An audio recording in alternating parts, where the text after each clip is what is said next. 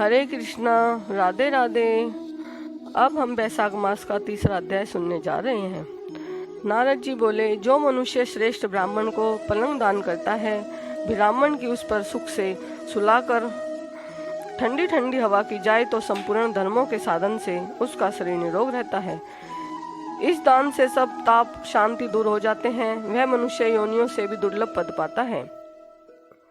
जो मनुष्य बैसाख में धूप के थके हुए ब्राह्मणों को सुंदर श्रमनाशक पलंग दान करता है, वह मनुष्य के हे राजन, संसार के जन्म मरण और वृद्धावस्था के कष्ट नहीं भोगता। उस पलंग पर ब्राह्मण के शयन करने से जीवन भर जाने अनजाने किए हुए पाप नष्ट हो जाते हैं। हे राजेंद्र, जैसे अग्नि के स्पर्श से कपूर जल जाता है, वैसे ही पलंग देने वाला मनुष्य निश्चय ही भ्रम पद पाता है। जो मनुष्य बैसाख मास में शैया दान करे, वह इसी जन्म में सब सुखों को भोगता है।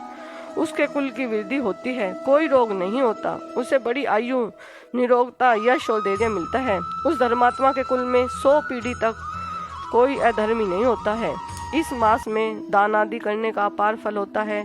बैसाख के धर्मों को इस तरह करने वाला धर्मात्मा पुरुष सब भोगों को भोग कर अपना शरीर त्यागता है। जो वेद पाठी ब्राह्मण को तकिया दान देता है, उसके सभी पाप नष्ट हो जाते हैं और अंत में ब्रह्म पद प्राप्त होता है।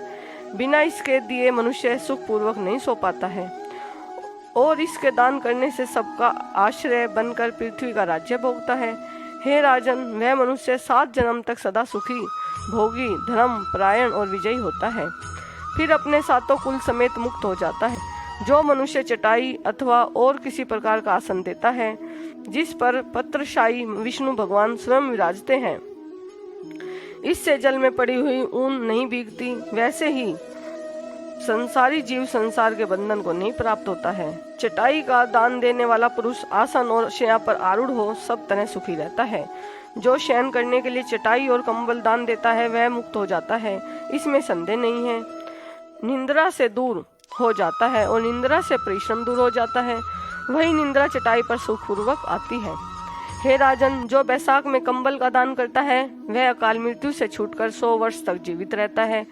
धूप से व्याकुल ब्राह्मण को जो मनुष्य पतला वस्त्र देता है, उसकी पूर्ण आयु होती है और परलोक में परम गति मिलती है।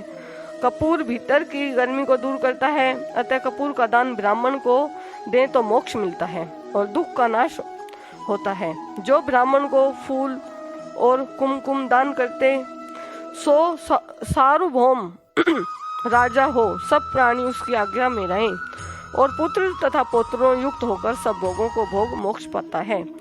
त्वचा और हड्डी के संताप को चंदन तत्काल दूर कर देता है, अतः जो चंदन दान करता है, वह तीनों पापों से दूर हो मोक्ष को प्राप्त होता है। जो जल में भीगी हुई खस, चंपा या कुशा दान करता है, हे राजन, वह प्राणी सब प्रकार के सुख भोगता है। सब देवता उसकी सहायता करते हैं, उसके सब पाप और दुख दूर हो जाते हैं और अंत में मोक्ष पाता है।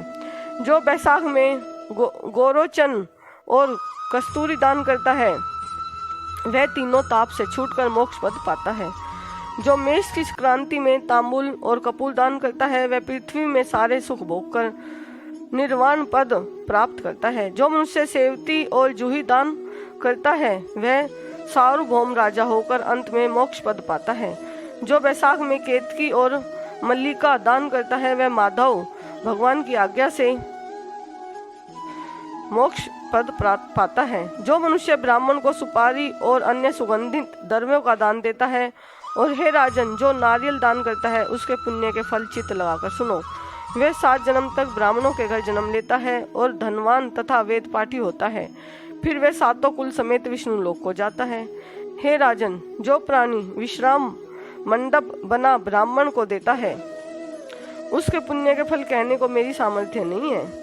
जो मनुष्य छाया मंडप बनवाकर भीतर बालू बिछा उसमें प्याऊ लगा देता है, वह सर्वलोक का स्वामी होता है। जो मनुष्य मार्ग में बाग, तड़ाग, कुआं, झोपड़ी बनवाता है, वह बड़ा धर्मात्मा है, उसको पुत्रों से और क्या। जो मनुष्य कुआं, तालाब, मंडप और प्याऊ लगवाता है तथा सद्धर्म का करना, यही उसका पुत्र है। संतान 7 प्रकार की है, इन सातों में से जो एक भी नहीं करता, वह मनुष्य स्वर्ग को नहीं जाता। उत्तम शास्त्रों का सुनना, तीर्थ यात्रा, सत्संग, जलदान, अन्नदान, पीपल का पेड़ लगाना और पुत्र होना, ये 7 प्रकार की संतान देवताओं ने कही है। अन्य सैकड़ों धर्म करने पर भी मनुष्य को संतान नहीं मिलती, इसलिए संतान की इच्छा करने वालों को इनमें से एक कर्म अवश्य करना चाहिए।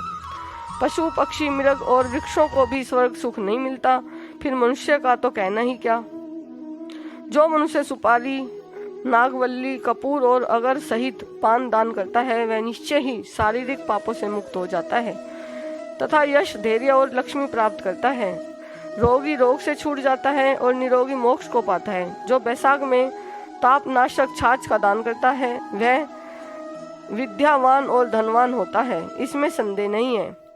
क्योंकि गर्मी की ऋतु में तर्क के समान कोई दान नहीं, इसलिए मार्ग के कारण थके हुए ब्राह्मण को छाछ का दान करे तो मनुष्य नींबू का रस और नमक डालकर अरुचि नाशक छाछ का दान करता है, वह मोक्ष पाता है।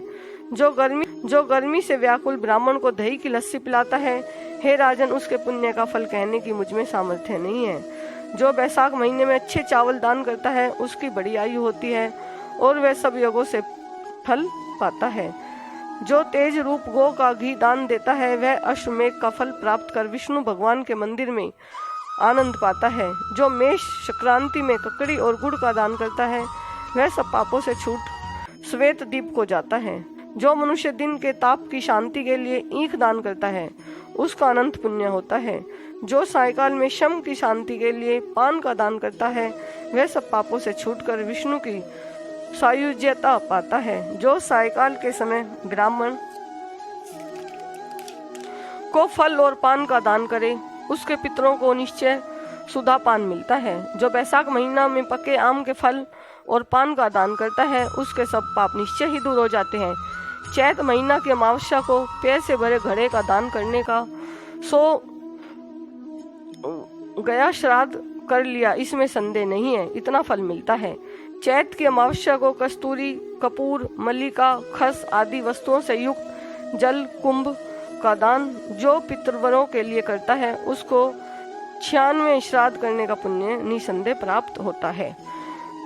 बैसाख मास में पीपल, बड़, नीम, आखटा सींचने का बहुत ज्यादा पुण्य मिलता है। अब ये तीसरा अध्याय समाप्त हुआ। हरे कृष्णा, राधे राधे।